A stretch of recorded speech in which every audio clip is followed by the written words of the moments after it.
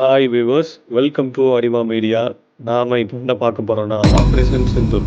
இந்த இந்தியா மற்றும் பாகிஸ்தான் இடையேயான பல்வேறு போர்கள் மற்றும் இந்த போருக்கான முடிவு எப்படி இருந்தது அப்படிங்கிறத பத்தி பார்க்க போறோம். ஆபரேஷன் சிந்தூர் இந்த நேம் எங்கிருந்து எப்பத்திலிருந்து ஆரம்பிச்சது? 22 ஜம்மு அண்ட் காஷ்மீர்ல உள்ள பகல்காம் பகுதியில் ஒரு பயங்கரவாத தாக்குதல் நடைபெறுது. இந்த தாக்குதல்ல 28 பேர் கொல்லப்படுறாங்க. இதுல 26 வயசான ஒரு நேவி ஆபீசர் உட்பட எல்லாருமே அப்பாவி பொதுமக்கள். இந்த தாக்குதல் நம்மளோட இந்தியன் பிரைம் மினிஸ்டர் சவுதி அரேபியாவுக்கு செல்லும் போது நடந்தது. தி ரெசிஸ்டன்ஸ் ஃப்ரண்ட் அப்படிங்கிற ஒரு அமைப்பு இந்த தாக்குதலுக்கு நாங்க தான் காரணம் அப்படின்னு சொல்லி பொறுப்பேற்கிறாங்க. இவங்க யாருன்னா, பாகிஸ்தான்ல உள்ள லஷ்கர் இ தொய்பா அப்படிங்கிற ஒரு அமைப்புல உள்ள ஒரு கூட்டமைப்பு தான் இவங்க. நம்மளோட இந்தியன் பிரைம் மினிஸ்டர் அவங்களோட நிகழ்வுகள் எல்லாத்தையும் ரத்து செஞ்சுட்டு இந்தியாவுக்கு மறுபடியும் வராங்க. இந்தியனோட இன்டெலிஜென்ஸ் இதற்கான காரணத்தை தேடும் போது ஏப்ரல் 16 பாகிஸ்தான்ல மில்க்ல நடந்த ஒரு மீட்டிங்ல இந்த மில்கியோட சீஃப் இந்தியா அண்ட் பாகிஸ்தான் இடையான பேரு பயங்கரவாத கருத்துக்களை அந்த இடத்துல பேசியிருக்காங்க. இதுதான் ஃபர்ஸ்ட் ட்ரிகரிங் பாயிண்டா இருந்தது. இந்த ட்ரிகரிங் பாயிண்ட் தான் அடுத்தடுத்த தாக்குதலுக்கு முக்கிய காரணமாகவும் இருந்திருக்குன்னு தெரிய வருது. இப்படி ஒரு தாக்குதல் நடந்ததை பல்வேறு நாடுகள் பல்வேறு விதமா பேச ஆரம்பிச்சுட்டாங்க. எல்லாத்துக்கும் இந்த பயங்கரவாத தாக்குதலுக்கு எதிர்ப்பு தெரிவிக்கிறாங்க. India prime minister, defence minister, foreign minister மற்றும் ஃபினான்ஸ் மினிஸ்டர் கூட சேர்ந்து கேபினெட் டீமோட சேர்ந்து ஒரு மீட்டிங் கிரியேட் பண்றாங்க. என்ன பண்ண போறோம்ட்டு. இதுக்கு ஆப்போசிட் பார்ட்டிஸும் சப்போர்ட் பண்றாங்க. நம்ம கண்டிப்பா ஒரு பதிலடி கொடுத்தாகணும்ட்டு. இவங்க எல்லாம் சேர்ந்து முடிவெடுத்ததுக்கு அப்புறம் பிஎம் டைரக்டா நம்மளோட முப்படை தளபதிகளை மீட் பண்ணிட்டு, ஆல்சோ டிஃபென்ஸ் மினிஸ்டரையும் மீட் பண்ணி, உங்களுக்கு ஃபுல் ரைட்ஸ் கொடுக்குறேன், இதுக்கான சரியான பதிலடியை நீங்க கொடுங்க அப்படின்னு சொல்லிட்டாங்க.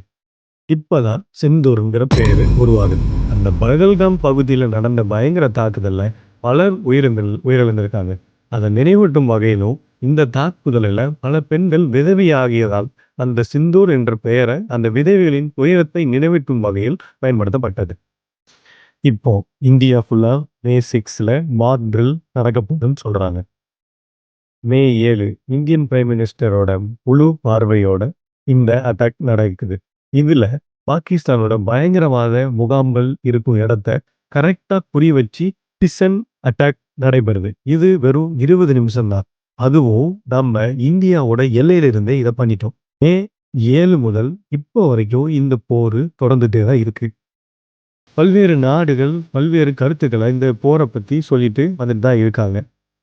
ஆனால் இந்தியாவுக்கும் பாகிஸ்தானுக்கும் இதுதான் தடவையா போர் நடக்கிறது அப்படின்னு கேட்டா இல்ல. 1947 to 1948 இந்த இயர் நம்மளோட சுதந்திரத்தோட முதல் போர், அதுவும் பாகிஸ்தான் இந்தியாவோட போர். இது அப்படியே தொடர்ந்து 1965, 1971 and கார்கில் வார் வரைக்கும் இப்படியே பாகிஸ்தானும் இந்தியாவும் தொடர்ந்து சண்டை போட்டுட்டே வந்துட்டே இருக்காங்க. இந்த போர்கள் எப்படிதான் முடிவாயிட்டுன்னு பார்க்கும்போது ஒவ்வொரு வாட்டியும் யுனைடெட் நேஷன்ஸ் அவங்க கூப்பிட்டு இரு நாடுகளுக்கும் பேச்சுவார்த்தை நடத்தி ஒவ்வொரு போரையும் முடிச்சு வச்சிருக்காங்க. ஒவ்வொரு போரும் ஒவ்வொரு முடிவுகளை கொண்டு வேற வேற வகையில முடிஞ்சிருக்கு. ஆனா எல்லா போர்லயும் இந்தியா வென்றிருக்கு. இப்படி பாகிஸ்தான் இந்தியாவுக்கான போர் தொடர்ந்து சுதந்திரத்திலிருந்தே நடந்துட்டு வந்துட்டு இருக்கு. இந்த போரோட முடிவுகள் எல்லாமே ஒரு பேச்சுவார்த்தையின் அடிப்படையில் தான் இருந்திருக்கு. ஆனா இந்த பேச்சுவார்த்தைக்கு முன்னாடி பாகிஸ்தான் மற்றும் இந்தியா இரு பக்கங்களும் பல்வேறு சேதங்களும் இழப்புகளும் 2 பேருக்குமே நடந்திருக்கு. போரை ஆரம்பிக்கிறது ரொம்ப ஈஸி. ஆனா அதை முடிக்கிறதுக்கு பல்வேறு தரப்பட்ட அழுத்தங்கள் நமக்கு தேவைப்படுது. அணு ஆயுதங்கள் கொண்ட இரு நாடுகள், பாகிஸ்தான் இந்தியா போன்ற நாடுகள் இப்படி சண்டை போடுறதை எந்த ஒரு நாடும் விரும்பாது. எல்லா நாடுகளும் போர் பதற்றத்தை குறைங்க அப்படின்னு 2 நாடுகளையும் பேசிட்டு வராங்க. ஆனா போர் பதற்றம் குறைக்கணும்னா இந்த பயங்கரவாத தாக்குதல் ஒரு முடிவுக்கு வரணும். இந்த முடிவுக்கு வரணுங்கிறதுக்காண்டி தான் இவ்வளவு தூரம் நம்ம போராடிட்டு வந்துட்டு இருக்கோம். எப்படி ஒரு போருக்கு இராணுவம் ரொம்ப முக்கியமோ அதே போல அந்த நாட்டோட மக்களோட பாதுகாப்பும் ரொம்ப முக்கியம். நம்ம இந்தியா போர்ல நடக்கிற விஷயங்களை ரொம்ப வெளிப்படையா பெண் அதிகாரிகள் கொண்டு டெய்லி பிரஸ் மீட்ல வெளியிட்டு தெளிவுபடுத்துறாங்க. இது உள்நாட்டு மக்களுக்குள்ள எந்தவித பிரச்சனையும் நடக்காம இருக்கிறதுக்கும், உள்நாட்டு பாதுகாப்புக்கும் இது ரொம்பவே யூஸ்ஃபுல்லா இருக்கும். இந்தியா பல்வேறு முன்னேற்ற பாதைகளை கொண்டு நகர்ந்து கொண்டிருக்கும் போது நமக்கு இந்த போர் மாதிரியான தேவையில்லாத பொருளாதார செலவுகள் ஏற்பட்டு இருக்கு.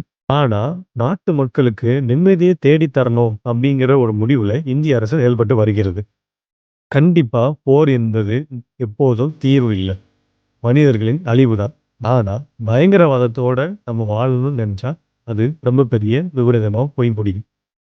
ஆனா இந்த முறை இந்தியா கண்டிப்பா ஒரு நல்ல தீர்வோட வரும் நம்புவோம். நன்றி. இந்த வீடியோ உங்களுக்கு பிடிச்சிருந்துச்சுன்னா இந்த சேனலை மறக்காம சப்ஸ்கிரைப் பண்ணிக்கோங்க. அண்ட் வீடியோவை லைக் பண்ணிக்கோங்க. உங்க ஃப்ரெண்ட்ஸ் அண்ட் ஃபேமிலிக்கு ஷேர் பண்ணுங்க. நன்றி. வணக்கம்.